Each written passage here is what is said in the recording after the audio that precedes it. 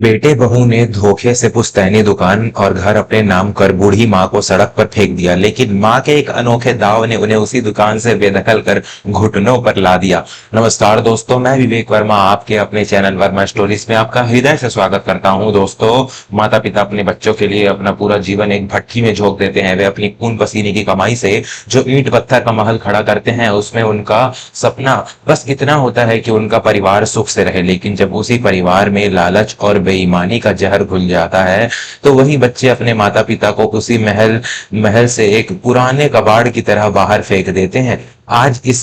आज के इस कलयुग में कई संतानों को लगता है कि धन संपत्ति कागजों पर हस्ताक्षर करवाकर छीनी जा सकती है, लेकिन वे यह भूल जाते हैं कि किसी भी विरासत की असली कीमत उन कागजों में नहीं बल्कि उस अनुभव और हुनर में होती है जिसे कोई चुरा नहीं सकता। आज की हमारी कहानी एक ऐसी ही स्वाभिमानी माँ की है जिसके लालची बेटे और बहू ने उसे सड़क पर ला दिया था, लेकिन उस माँ ने रोने या हार मानने के बजाय एक ऐसा खेल पलटा जिससे उस धोखेबाजों का सारा घमंड चूर चूर कर दिया। आनंद नगर की सबसे पुरानी और मशहूर मिठाई की दुकान का नाम था हरिदर्शन मिष्ठान भंडार। यह दुकान केवल एक व्यापार नहीं थी बल्कि पूरे शहर की पहचान थी। इस दुकान की नींव यशोदा देवी और उनके स्वर्गीय पति दीना बंधु ने आज से 40 साल पहले रखी थी। दीना बंधु जी के हाथों में जादू था। उनके द्वारा बनाई गई स्वर्ण बर्फी और केसरिया पेड़े की महक दूर दूर से ग्राहकों को खींच लाती थी। दीना बंधु जी के निधन के बाद यशोदा देवी ने ही इस दुकान को संभाला था। यशोदा देवी को अपने पति की वह सारी गुप्त विधियां रेसिपी मुंह जबानी याद थी जिससे उन मिठाइयों में वह अद्भुत स्वाद आता था। यशोदा देवी का एक ही बेटा था, तरुण। तरुण का विवाह विपाशा नाम की एक अत्यंत महत्वाकांक्षी, चालाक और दिखावे को पसंद करने वाली लड़की से हुआ था।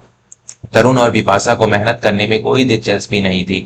वे आधुनिक जीवन शैली के दीवाने थे और उन्हें हरिदर्शन मिष्ठान भंडार के गल्ले पर बैठकर मुफ्त का पैसा गिनने की आदत पड़ चुकी थी। विपाशा को हमेशा से यह बात खटकती थी कि इतनी बड़ी दुकान और करोड़ों की संपत्ति की मालकिन यशोदा देवी है। दुकान का सारा हिसाब किताब यशोदा देवी ही रखती थी और वे तरुण को फिजूल खर्ची के लिए पैसे नहीं देती थी। एक दिन विपाशा ने तरुण के कान भरते हुए कहा, तरुण, हम कब तक तुम्हारी माँ के टुकड़ों पर पलते रहेंगे? तुम्हारी उम्र शहर के बड़े बड़े होटलों में जाने की है और तुम यहाँ अपनी माँ से 100 रुपए मांगते फिरते हो। यह करोड़ों की संपत्ति तुम्हारी है, लेकिन तुम्हारी माँ इसके ऊपर नागिन की तरह कुंडली मारकर बैठी है। अगर कल को उन्होंने यह दुकान किसी ट्रस्ट को दान कर दी तो हम तो सड़क पर आ जाएंगे। तुम्हें कुछ करना होगा। तरुण भी अपनी पत्नी की बातों में आ गया। उसके मन में लालच और एक बहुत बड़ा बीज अंकुरित हो गया चुका था। तरुण और विपाशा ने मिलकर एक बहुत ही नीच और खौफनाक साजिश रची। कुछ दिनों बाद तरुण एक बड़ी सी फाइल लेकर घर आया। उसने बहुत ही मीठी और बनावटी आवाज में यशोदा देवी से कहा, माँ, मैंने सोचा है कि अब हमें अपनी दुकान का विस्तार करना चाहिए। शहर के दूसरे कोने में भी एक नई शाखा खोलनी चाहिए। इसके लिए बैंक से एक बड़ा लोन लेना होगा। बैंक वालों ने कुछ दस्तावेज भेजे हैं जिन पर जमानतदार के रूप में आपके हस्ताक्षर चाहिए। यशोदा देवी एक बहुत ही सीधी सादी और अपने बेटे पर अंधा विश्वास करने वाली माँ थी। उन्हें क्या पता था कि जिस बेटे को उन्होंने अपना खून पिलाकर बड़ा किया है वह कागजों के रूप में उनकी मौत का फरमान लेकर आया है। बेटा, तूने सोच समझकर ही फैसला लिया होगा। मुझे इन कागजी पचड़ों की क्या समझ। ला, कहाँ हस्ताक्षर करने हैं बता दे। यशोदा देवी ने बिना कुछ पढ़े उन सारे कागजों पर अपने हस्ताक्षर कर दिया। तरुण और विपाशा की खुशी का कोई ठिकाना नहीं रहा।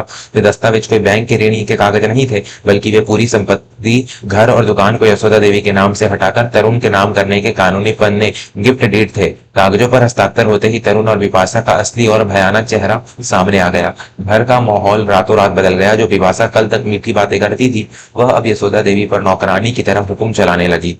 एक सुबह जब यशोदा देवी दुकान पर जाने के लिए तैयार हो रही थी, तो तरुण ने उनका रास्ता रोक लिया। माँ, अब आपको दुकान पर जाने की कोई आवश्यकता नहीं है। अब से दुकान का पूरा काम मैं और मेरे नए कर्मचारी देखेंगे। आप घर पर रहिए और भगवान का नाम लीजिए।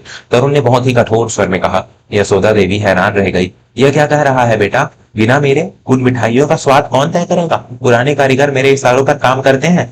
तभी विपाशा अपने कमरे से बाहर आई और ताना मारते हुए बोली, अरे माँ जी, अब वो पुराने जमाने गए। हमने आपके उन पुराने और गंवार कारीगरों को नौकरी से निकाल दिया है, विशेषकर उस बूढ़े गिरधारी को। अब हम मशीनें लाएंगे और शहर के बड़े शेफ रसोइया रखेंगे। और हाँ, आपको बता दूं कि कानूनी तौर पर अब यह घर और वह दुकान दोनों हमारे नाम पर है, इसलिए अब यहाँ हमारी मर्जी चलेगी। यशोदा देवी के पैरों तले से जमीन खिसक गई। उनका हृदय जोर से धड़कने लगा। तुम लोगों ने मेरे साथ धोखा किया है। मैंने तो ऋण के कागजों पर हस्ताक्षर किए थे। तरुण ने बेशर्मी से हंसते हुए कहा, व्यापार में इसी को समझदारी कहते हैं माँ। अब शांति से घर के एक कोने में पड़ी रही है, वरना हमारे पास और भी कई रास्ते हैं। यशोदा देवी खून के घूंट पीकर रह गई, लेकिन उनका अत्याचार यही नहीं रुका। कुछ ही हफ्तों में विपाशा ने यशोदा देवी का जीवन नरक बना दिया। उन्हें बचा कुछ और बासी खाना दिया जाने लगा। उन्हें घर के सबसे छोटे और सीलन भरे कमरे में डाल दिया गया। एक रात सावन की भयंकर बारिश हो रही थी। दुकान पर तरुण का बहुत बड़ा नुकसान हो गया था, क्योंकि उसके नए रसोइयों ने दूध फाड़ दिया था और सारी मिठाइयां खराब हो गई थी। तरुण गुस्से में आग बबूला होकर घर आया। उसने देखा कि यशोदा देवी आंगन में बैठी रो रही थी। तरुण का सारा गुस्सा अपनी मां पर फूट पड़ा। आपकी इसी मनहूसियत की वजह से मेरा व्यापार डूब रहा है। जब से आपने दुकान छोड़ी है, आप दिन रात हमें बददुआएं देती रहती हैं। आज मेरे लाखों रुपए का नुकसान हो गया है। विपाशा ने आग में घी डालते हुए कहा, मैं तो पहले दिन से ही कह रही हूँ तरुण, कि जब तक यह बुढ़िया इस घर में है, हमें कभी बरकत नहीं मिलेगी। इसे इसी वक्त घर से बाहर निकालो। हम अब इसका बोझ और नहीं उठा सकते। यशोदा देवी ने कांपते हुए हाथ जोड़े। बेटा, बाहर इतनी तेज बारिश है, मैं उस बुढ़ापे में कहाँ जाऊंगी। मुझे मेरे ही घर से मत निकाल। मैं तुम्हें कभी अपनी शकल नहीं दिखाऊंगी, बस मुझे इसी कोने में पड़ी रहने दे। लेकिन लालच में अंधे हो चुके बेटे पर कोई असर नहीं हुआ। तरुण ने अपनी माँ का हाथ बहुत जोर से पकड़ा और उन्हें घसीटते हुए मुख्य द्वार तक ले गया। निकल जाइए मेरे घर से, और आज के बाद कभी इस चौखट पर अपनी परछाई भी मत पड़ने देना। तरुण ने जोर से धक्का देकर यशोदा देवी को उस तूफानी बारिश में सड़क पर फेंक दिया और अंदर से दरवाजा बंद कर लिया। यशोदा देवी कीचड़ में गिर पड़ी। उनके शरीर पर केवल एक पतली सी सूती साड़ी थी, जो बारिश में पूरी तरह भीग चुकी थी। उन्होंने आसमान की तरफ देखा।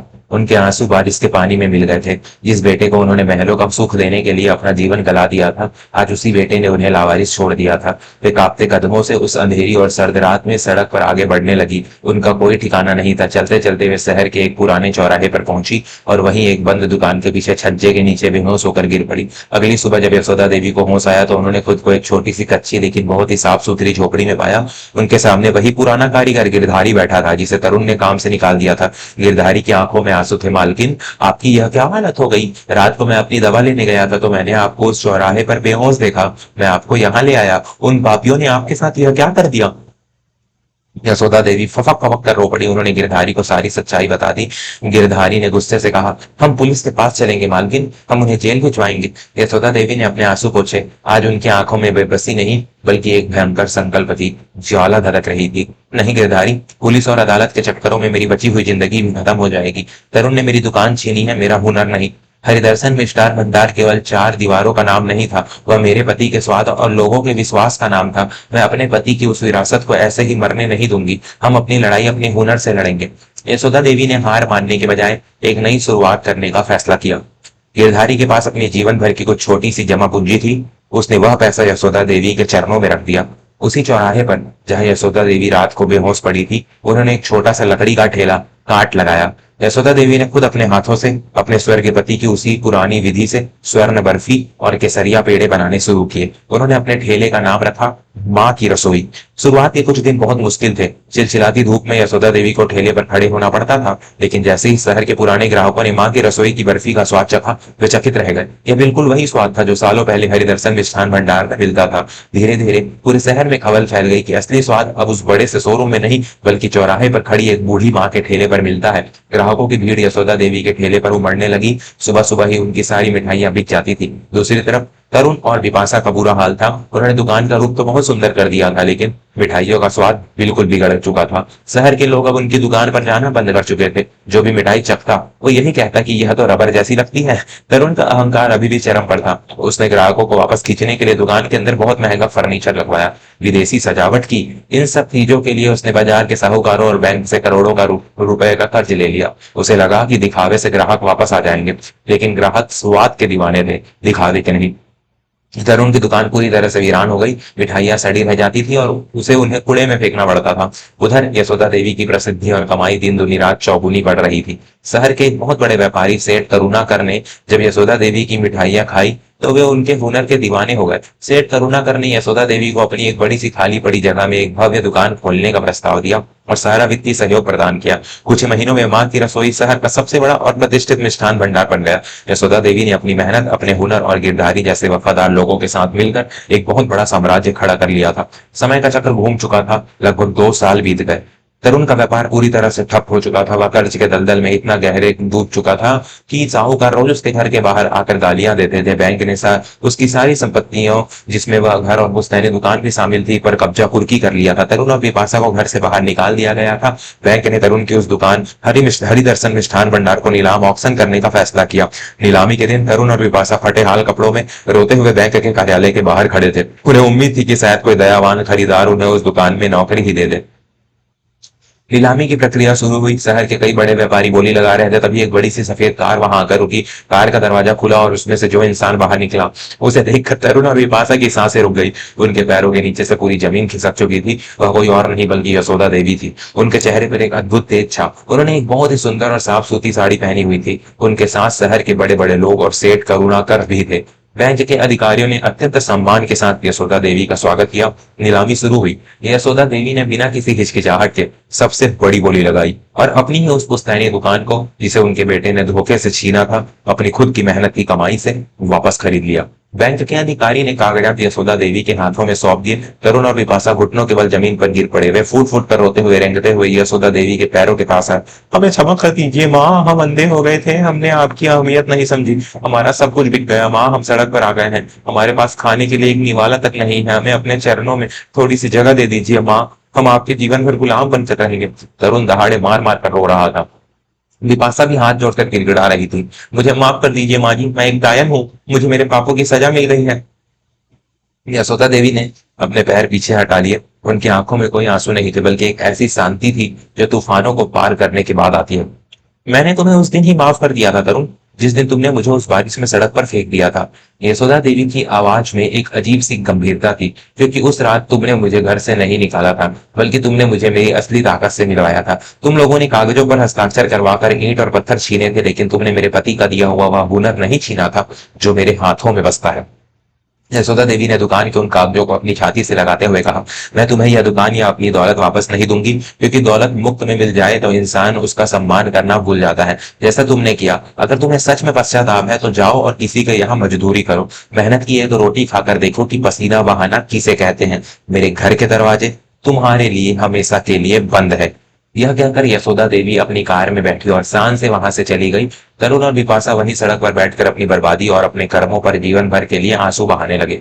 दोस्तों, माता पिता कोई उपयोग की वस्तु नहीं है जिन्हें अपना काम निकलने के बाद सड़क पर फेंक दिया जाए। वो उस पेड़ की तरह होते हैं जिनकी जड़ें चाहे कितनी भी पुरानी हो जाए, उनका तजुर्बा और उनका आशीर्वाद हमेशा मीठे फल ही देता है। जो संतान अपने माता पिता के आंसुओं की कीमत नहीं समझती, प्रकृति एक दिन ऐसा खेल रचती है कि उन्हें मुंह छिपाने के लिए जमीन में जगह तक नहीं मिलती। छल और धोखे से कमाई गई दौलत कभी टिकती नहीं, लेकिन हुनर और मेहनत से कमाया गया स्वाभिमान इंसान को कभी झुकने नहीं देता। अगर आज की इस कहानी ने आपके हृदय के किसी कोने को छुआ हो और आपकी आंखों को नम किया हो, तो इसे अपने परिवार और मित्रों के साथ अवश्य साझा करें। अपनी अमूल्य राय हमें टिप्पणियों में लिखकर बताएं कि क्या यशोदा देवी ने अपने बेटे को माफ न करके सही किया। मैं विवेक वर्मा जल्दी मिलूंगा आपसे एक और नई मर्मस्पर्शी और प्रेरणादायक कहानी के साथ। तब तक के लिए अपने माता पिता का सम्मान करें, मेहनत पर विश्वास रखें और जीवन में हमेशा खुश रहें। धन्यवाद।